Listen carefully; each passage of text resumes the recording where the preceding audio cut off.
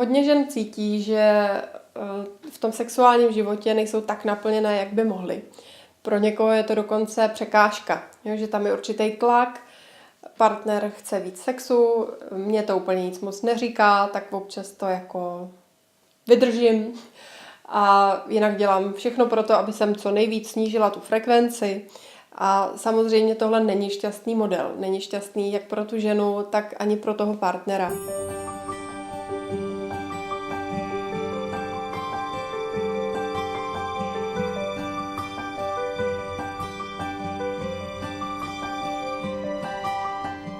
Proto je zajímavý hledat způsoby, jak nastartovat tu tělesnou lásku a vášeň tak, aby byla zajímavá pro oba.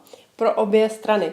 To není jenom o tom, že partnerovi jako podržím občas, když on má radost, ale jak to udělat, abych sama pro sebe měla radost a potěšení z intimního života. A je hodně věcí, které teda lze dělat. Pochopitelně jedna z možností je, že budeme rozvíjet svoje dovednosti doteku. Já i partner. Jo? A tohle je pro nás ženy důležité, protože my máme často ukotvené takovéto, tak ten muž, on by měl přece vědět, jak se mě má dotknout. On by měl vědět, jak ke mně přistoupit, jak se mnou komunikovat, jak mě pohladit. A máme takové to tiché očekávání, že on pozná naprosto všechno z těch našich potřeb a pokud se to neděje, tak se trošku jako naštveme a zavřeme. Jo? Takže první krok je, že já začnu brát tu zodpovědnost k sobě. Například v rámci výcviku sexuologické práce s tělem, tak jedna z praxí, kterou studenti procházejí, je objevovat potěšení ve svém vlastním těle. A já tomu říkám praxe, protože ono se to neděje jenom ve chvíli, kdy zrovna mám chuť, kdy to na mě přijde. Jo?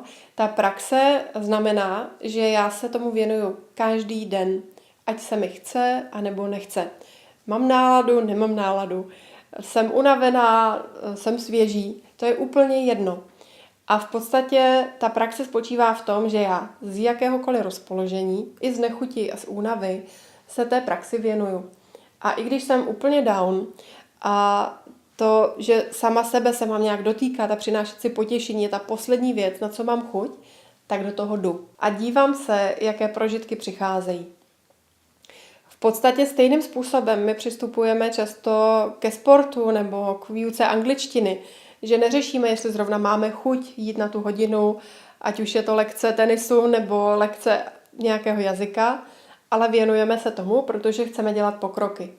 A podobně v té lásce k vlastnímu tělu a i potom v milování, tak děláme pokroky, když se tomu věnujeme jako něčemu, co chceme kultivovat. Nezávisle na tom, jestli se nám zrovna chce, a nebo nechce. A ten první krok je, že já začnu poznávat sama sebe a svoje potěšení. Co to je? Jo? A teď tam naskakuje hodně představ. Jako třeba, co bych měla správně prožívat, jak bych u toho měla vypadat, jak se tak jako správně dělá to sebepotěšení. Jo? Zpravidla ženy mají ty tendence, jo, to je nějak zvenku, jako jak já u toho vypadám. Jo? To je frustrující, takže to je první vlna. Pak, když už je to hodně frustrující a já jsem to pořád nevzdala, tak jdu teda OK, tak kašlu na to a co teda mě zajímá. Jo? Už to nedělám proto, jako jak bych měla vypadat, ale co je ta pravda v mém těle. A tam třeba naskočí jako, já nic necítím, mě to nezajímá, mně se chce brečet. Jo? A vlastně se začnou objevovat ty překážky, proč už nemáme teď tak potěšivý intimní život, jak bychom si přáli. A to se odplaví. Jo. Já uvádím tyhle příklady, aby bylo zřejmé, že to není jenom o tom, že bych začala a hned je to krásný, super, mám nádherný prožitky, tralala, protože někdy se opravdu objevují takové překážky, nebo i ve formě únavy, nechuti, nelibých pocitů, smutku, vzteku. A v podstatě to je to, co já potřebuji si uvědomit, prožít, vyjádřit a pustit. Jo? A zatím se objevuje další zóna. Jo? Nebo si všimneme, že sami na sebe klademe tlak, že si říkáme, aha, tak já bych měla být vzrušená tímhle způsobem. Jo? Ale třeba jsme v jiný náladě a potřebujeme se jenom tak jako hýčkat a vůbec nejít do takového toho napětí, jako do té žávosti sexuality.